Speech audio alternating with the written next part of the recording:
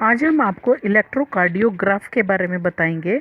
तो इलेक्ट्रोकार्डियोग्राफ क्या चीज़ है? ये एक मशीन का यूज़ कार्डियक एक्टिविटी को ऑब्ज़र्व करने के लिए किया जाता है और उस मशीन को हम इलेक्ट्रोकार्डियोग्राफ बोलते हैं। बहुत बार आपने हॉस्पिटल्स में या टीवी सीरियल्स में भी इस तरह के सीन देखे होंगे कि किसी जो है पेशेंट की मॉनिटरिंग की जा रही है हाई वोल्टेज ट्रेसिस से और स्क्रीन पर उसकी फिगर आ रही हैं। तो जब इस तरह का कभी कार्डियक अरेस्ट का कोई सीन आपने देखा होगा तो उसमें वैसे तो पीप पीप की साउंड आती रहती है, लेकिन एक अचानक से एक लंबी साउंड आती है। तो इस लंबी साउंड का मतलब होता है कि उस पेशेंट का कार्डियक अरेस्ट हो गया है। तो जिस मशीन की हेल्प से हम इस तरह की मॉनिटरिंग करते हैं हार्ट की एक्टिविटीज़ की, उस मशीन को इलेक्ट्रोकार्डियोग्राफ कहा जाता है। ठीक है। और जो इलेक्ट्रिकल रिप्रेजेंटेशन हार्ट की कार्डियक साइकिल की जो कार्डियक साइकिल के दौरान हार्ट की इलेक्ट्रिकल एक्टिविटीज़ की जो ग्राफिकल रिप्रेजेंटेशन होती है उसको हम इलेक्ट्रोकार्डियोग्राम कहते हैं। तो एक स्टैंडर्ड इलेक्ट्रोकार्डियोग्राम किस तरीके का हमें दिखाई देता है, यहाँ पर इस फिगर में आप देख सकते हैं। इस तरह का एक स्टैंडर्ड इलेक्ट्रोकार्डियोग्राम हमें दिखाई देता है, जो एक डायग्रामेटिक रिप्रेजेंटेशन है ये। तो इसमें पेशेंट को कनेक्ट किया जाता है। उसमें 3 इलेक्ट्रिकल लीड्स जो हैं दोनों रिस्ट पर एक एक और एक लेफ्ट एंकल में लगी हुई होती है और उनके हार्ट की एक्टिविटीज़ को हम कंटिन्यूसली मॉनिटर करते हैं। और अगर हार्ट के फंक्शंस की डिटेल्ड इवैल्यूएशन हम करना चाहते हैं तो फिर मल्टीपल लीड्स जो हैं चेस्ट रीजन में अटैच की जाती हैं।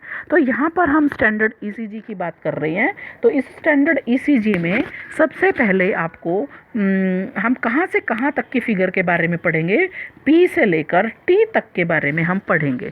तो ये जो पी वेव है ये हमें कहाँ पर दिख रहा है, इस डायग्राम में यहाँ पर हमें क्या दिख रहा है, ये पी वेव दिखाई दे रहा है।